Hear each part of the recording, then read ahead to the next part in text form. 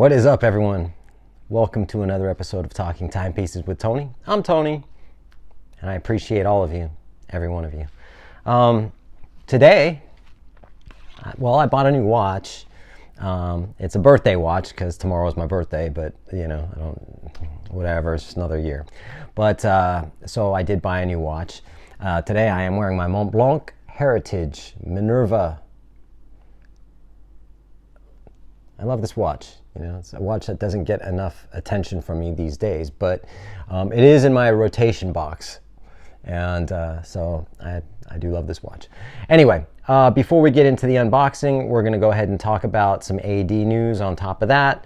So let's roll the intro and we'll get into it. You're watching Timepieces with Tony. Talking Timepieces with Tony. Okay, so I went to Bindi yesterday. Bindi, I just have to give so much thanks to Bindi for the way that they treat me there. I've just never had better service anywhere from anyone, with watches, The managers, Juan, of course, everybody knows Juan. The owners, I met one of the other owners yesterday too. He came right up to me, introduced himself, and we had a really great conversation about watches. On top of that, some of the news, and people that are, I'm having some viewers that are complaining about not getting Rolex. They've been on the wait list for 6 months and not getting a watch. I'm like, that's not 6 months is nothing, man. But you're also asking for a watch you're probably not going to get because it's so sought after. And, again, it's not me saying, well, you can't get these watches and I can get these watches. It's nothing to do with that. It's just being realistic. You have to set goals that are a little bit more realistic for yourself. And when I was talking to one of the owners, I'm not going to mention their names, but, one of the things is that they, the way that I want to say screen people, but when you're looking for watches, they're looking for people that are just true enthusiasts, Of course, they want people that are nice, friendly, cool, and just, again, a genuine enthusiast. You're more likely to get the watch you want by, it's, what is it, to attract more honey and whatever. I don't know all the phrases, but just be cool, man. I've said this a million times in my videos, but people just tend to think they go in there demanding stuff, and they're just, or they're rude or whatever. It just doesn't work that way. I just, again, Bindi to me are the epitome of customer-oriented service, in a sense. I can't say that for all the reps that work there because I don't know them. I can tell you one guy, he just mad dogs me every time I go in there. I don't know why, but it's just the way it is. But for the most part, everyone is super, super cool, and I love them all. They really take care of me, and I really appreciate that, especially for anyone who does anything for me. I tend to be just I have so much gratitude towards that, you know what I mean? Because it's not expected, you know what I mean? And just, so I appreciate it. So I just want to give a real big shout out to Bindi. One of the other owners, super cool, because I was looking at a lot of Zenith yesterday, or Zenith. I actually went in there to buy a brand other than the watch I actually bought, but this happens to me sometimes, But I was having a great conversation with one of the other owners about Zenith, and we were talking about just, through the years, the history, the various models and whatever. And he goes, you know what, I have something I want to show you. And he showed me, we went to the back to the vault area, or whatever you want to call it, and he brought out two watches that were absolute stunning pieces.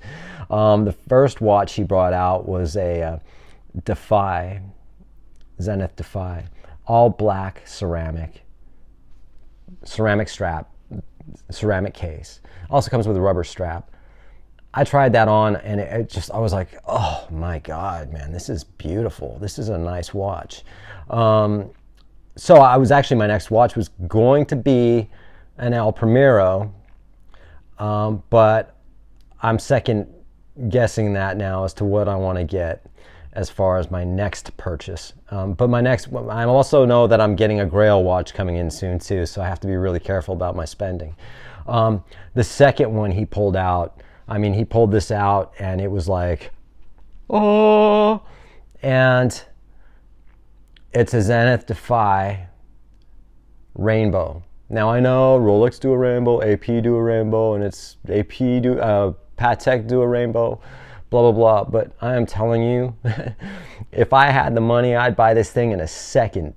Not necessarily wear it out to flex it, but just to have it. It's this rainbow Defy that's rose gold. And the alligator strap was beautiful. He sized it to fit me, which I appreciate, because you know that with those alligator straps, you want to keep them pristine, and he did. He sized it. I asked him, I go, can I take a picture? He goes, take a picture, take a video, do whatever you want. I said, well, it's my birthday. Can I have it? And he said, no. But whatever. Just a stunning watch. Having said that, I'm going to go back to, with the Rolex and the whole thing about, customers wanting watches and not being able to get them. Keep in mind, Patek have a very heavy screening process before you can get a Patek Philippe. But you don't ever hear people, talking about that. Oh, well, Patek, well, and I get it. Patek make a lot less watches. They're much higher, and more expensive. Rolex is the affordable man's, luxury watch. I get it, but it's just a different world now. It's just a different time. Everything's changed. We're not going to go back to that, at least not right now.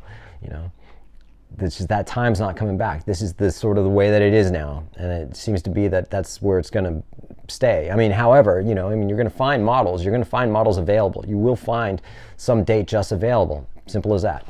But having said that, let's get on to my purchase, because like I said, I went in there, I was going to buy another watch, and the watch that I did buy came sort of left. It was like a fucking left hook to the side of the face. It just because of where Juan was when I walked in. He was standing by this display case, which we were having our conversation, right? Regular conversation that we do.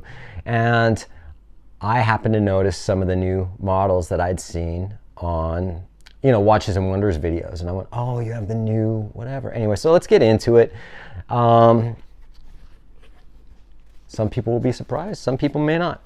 Here's the box. I wasn't going to do the whole unboxing, but if you know that. And keep in mind, this watch, before I show you, came on a bracelet. And it's nice. The bracelet's very comfortable. But I just happen to have a leather strap that I thought would go perfectly with this watch, so I put that on. So this is not the OEM strap. I got this watch yesterday. Here we are. It's another Mont Blanc. Mont Blanc. This is a sick watch, man. Let me pull the cushion off. And here we are. And it's the Mont Blanc 1858 automatic date, zero oxygen, the 8000.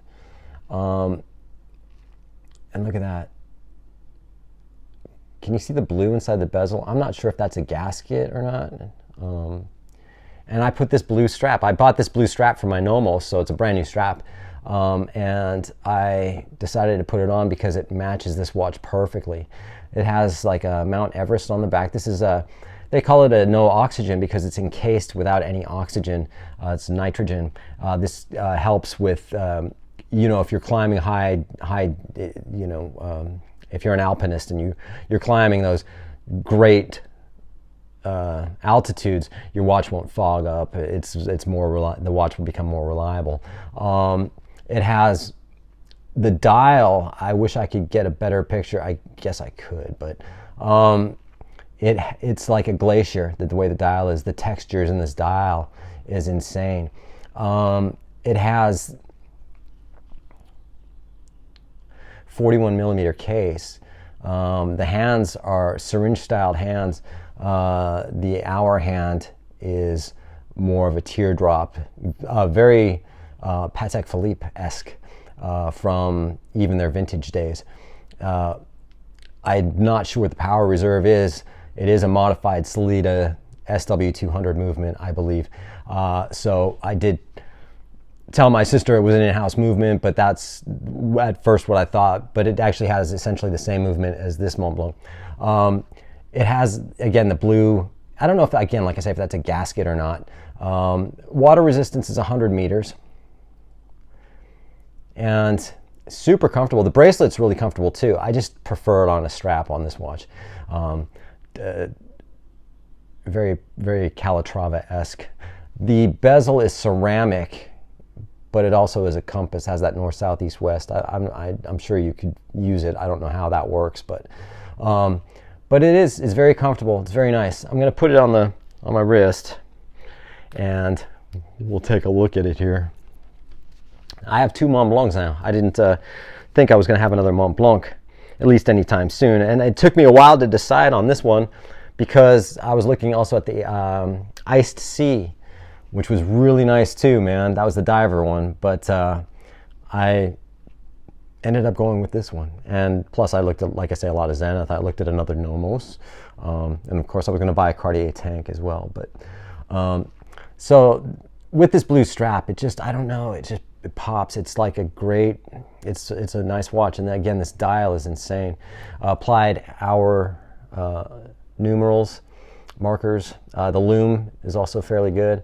It doesn't have a screw down crown. It's just basically, just wind, and it has a date at the 3 o'clock position. So as far as it's pretty thin. I don't know what I haven't done any specs on it. I just got it yesterday, and I haven't really looked up too much information on it. I bought this dial. I bought this watch based off of the dial and the aesthetics. I think Mont Blanc are doing some really good things. So in a sense, what happens when you get your paperwork, they put this watch through 500 hours of testing. The master watchmakers of the Mont Blanc manufacturer in Villeray and Le Loc so they have 2 facilities, one in Villeray. Villeray is where they do their high horology, tourbillons and things like that. And Le Loc is where they, do their, more like watch. This was definitely a Le Loc watch. So was this one. So they do 500 hours of basically grueling testing. And once it's done, once every watch passes its test, and it's one watchmaker, the watch is issued with an individual certificate, which is basically this certificate right here. And it is signed by the watchmaker. So it's a beautiful thing, right? I love this watch. I really like it. I wouldn't say love. I'm not all like, oh my god, but I really like it. It's a great everyday watch. So I think I just wanted to do this video just to because for one, I bought a watch. Wanted to give you some insight on how, more AD stuff, and then on top of that, I do have a Grail watch coming. It's not probably going to be real soon. It'll be this year. We're already halfway through the year, aren't we? So hopefully not too soon, but anyway, at the same time, I appreciate it. I appreciate everyone. And you guys, I hope you're enjoying your Labor Day weekend. And we'll see you on the next one. All right? Thanks.